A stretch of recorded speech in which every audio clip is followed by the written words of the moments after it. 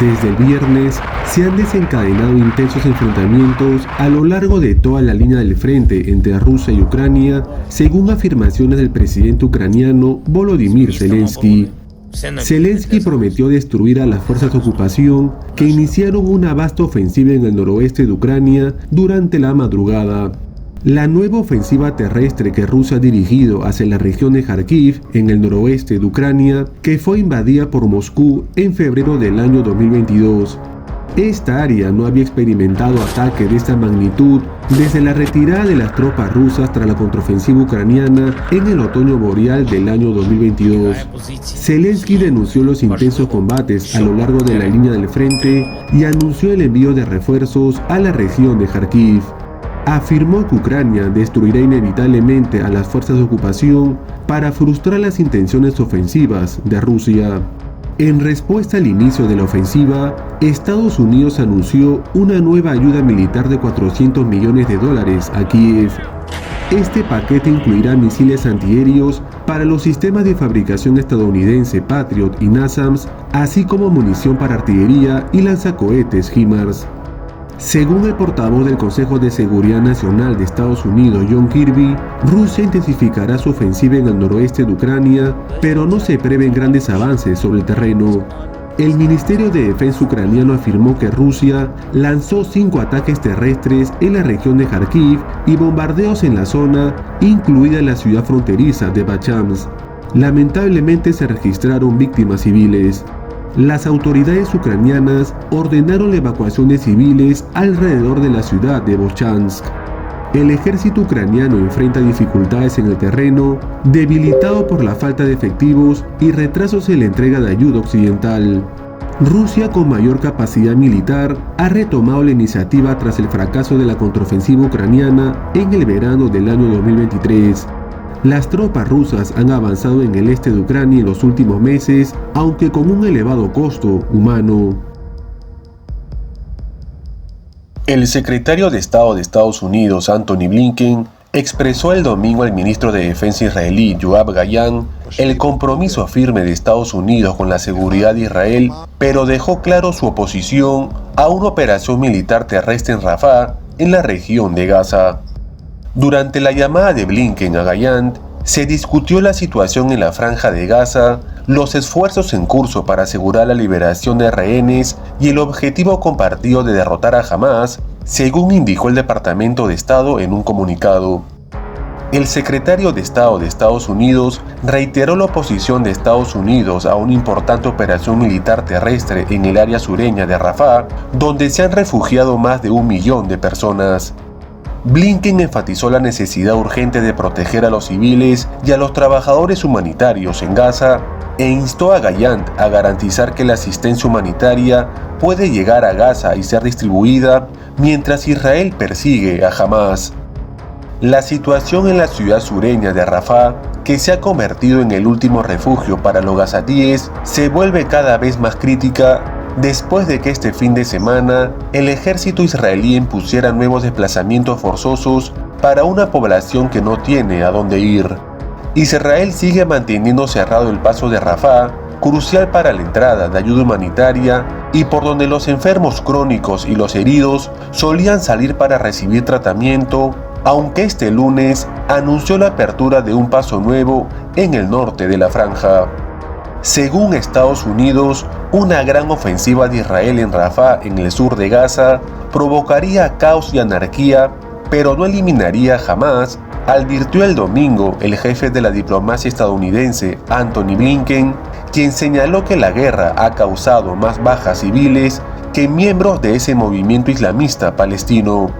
El plan de Israel en Rafah corre el riesgo de causar enormes daños en la población civil sin resolver el problema, estimó el secretario de Estado en una entrevista con la cadena televisiva CBS. Israel está en la trayectoria, potencialmente, de heredar una insurgencia en la que queden muchos miembros armados de Hamas. O si se va, un vacío llenado por el caos, llenado por la anarquía y probablemente rellenado por Hamas. Hemos visto a Hamas regresar a las zonas que Israel liberó en el norte incluso en Han Yunis. Ir precipitadamente hacia Rafah podría tener consecuencias nefastas. A la pregunta de si Washington consideraba que en Gaza habían muerto más civiles que combatientes en Hamás, Blinken respondió que sí a la estación de televisión estadounidense. Estados Unidos amenazó públicamente con suspender la entrega de ciertos tipos de armas a Israel, como buses de artillería, si ese país lleva a cabo una gran ofensiva en la superpoblada Rafah, a la que se opone el presidente Joe Biden. Estas preocupaciones fueron reiteradas por el asesor de seguridad nacional Jake Sullivan durante una reunión telefónica mantenida este domingo con su homólogo israelí Tachi Hanegbi, según un comunicado de la Casa Blanca. Según el responsable estadounidense, Hanegbi confirmó que Israel estaba teniendo plenamente en cuenta las preocupaciones de Estados Unidos.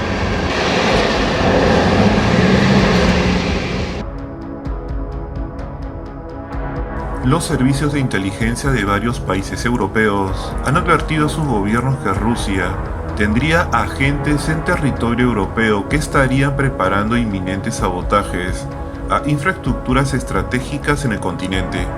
La información, originalmente difundida por el diario británico Financial Times, apunta a la idea de que Rusia cree que los ciudadanos europeos y sus gobiernos abandonarán su apoyo financiero y en armas a Ucrania si se sienten más amenazados que hasta ahora. Moscú, por su parte, no parece tener miedo a una respuesta militar europea.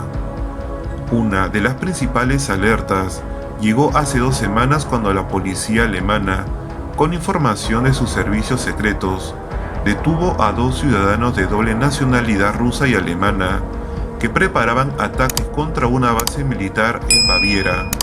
Poco después, agentes británicos detuvieron a 2 hombres que habían provocado un incendio en uno de los mayores depósitos del país, usado para reunir y organizar la ayuda que se envía a Ucrania. La fiscalía los acusa de trabajar a las órdenes del gobierno ruso. El gobierno checo, por su parte, denunció que agentes rusos habían intentado destruir sus sistemas informáticos de señalización ferroviaria para provocar accidentes e impedir el tráfico de trenes. La semana pasada, Finlandia y Estonia también decidieron suspender los vuelos con salida y llegada en el aeropuerto de Tartu, después de que varias aerolíneas advirtieron que los pilotos estaban denunciando intentos de interferir con su sistema de navegación. Y es que mientras Rusia acelera la producción de armamento y munición, recluta para su ejército a cientos de miles de hombres y se prepara para realizar maniobras de uso de armamento nuclear cerca de la frontera con Ucrania, tal como ordenó la semana pasada el presidente ruso Vladimir Putin. Los europeos temen que en realidad Rusia se esté preparando para una guerra de largo alcance contra Europa y que estos actos de sabotaje, que según las denuncias del Financial Times serían inminentes, sean una primera forma de desestabilizar a los gobiernos europeos y arrancarles el apoyo de sus poblaciones. El ataque a las infraestructuras submarinas que discutieron hace semanas los ministros de energía de la Unión Europea y pidieron protección a la OTAN es casi imposible de evitar.